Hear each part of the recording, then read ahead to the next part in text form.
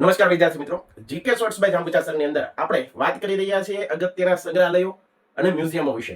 વિદ્યાર્થી મિત્રો, આજે એવા જ એક કન્ફ્યુઝન ભર્યા કે જેમાં વિદ્યાર્થીઓ ભૂલ કરતા હોય એવા પોઈન્ટ સાથે આપણે મળી રહ્યા છીએ.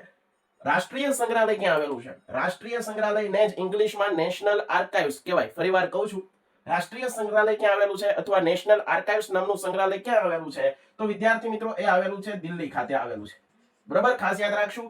રાષ્ટ્રીય માનવ સંગ્રહાલય ક્યાં આવેલું છે? તો રાષ્ટ્રીય માનવ શબ્દ અહીંયા આવ્યો. રાષ્ટ્રીય સંગ્રહાલય તો કે ભાઈ દિલ્હી, પરંતુ રાષ્ટ્રીય માનવ સંગ્રહાલય ક્યાં આવેલું છે? તો રાષ્ટ્રીય માનવ સંગ્રહાલય ક્યાં આવેલું છે? તો મધ્યપ્રદેશના ભોપાલ ખાતે. ફરીવાર આપણે એકવાર રિવિઝન કરીએ. રાષ્ટ્રીય માનવ સંગ્રહાલય મધ્યપ્રદેશનું ભોપાલ. ભારતીય સંગ્રહાલય ક્યાં આવેલું છે? કેમ યાદ રાખવું? તો ભારતની પહેલી રાજધાની કઈ હતી? તો ભારતની પહેલી રાજધાની હતી કોલકાતા. બરાબર, બંગાળ છે ક્રાંતિની ભૂમિ તરીકે ઓળખાતું. 1905 ની અંદર લોર્ડ કર્ઝને આ હિન્દુ મુસ્લિમની એકતા છે, ભાઈચારો છે. બરાબર, આ ક્રાંતિની જ્વાળાને રોકવા માટે બંગાળના ભાગલા કર્યા, પાર્ટીશન ઓફ બેંગાલ. એવી રીતે યાદ રાખવાનું ઇતિહાસ સંબંધિત કે ભાઈ ભારતની પહેલી રાજધાની કઈ હતી? તો ભારતની પહેલી રાજધાની હતી કોલકાતા. તો આ ભારતીય સંગ્રહાલય પૂછે તો એ ક્યાં આવ્યું ખબર? તો કે ભાઈ કોલકાતાની અંદર. બરાબર, કોલકાતા, પશ્ચિમ બંગાળ. સાહેબ યાદ તો રહી ગયું. એના પછી સાહેબ સાલારગંજ નામનું સંગ્રહાલય ક્યાં આવેલું? આ સાલારગંજ નામનું સંગ્રહાલય વિદ્યાર્થી મિત્રો હૈદરાબાદ ખાતે આવેલું છે.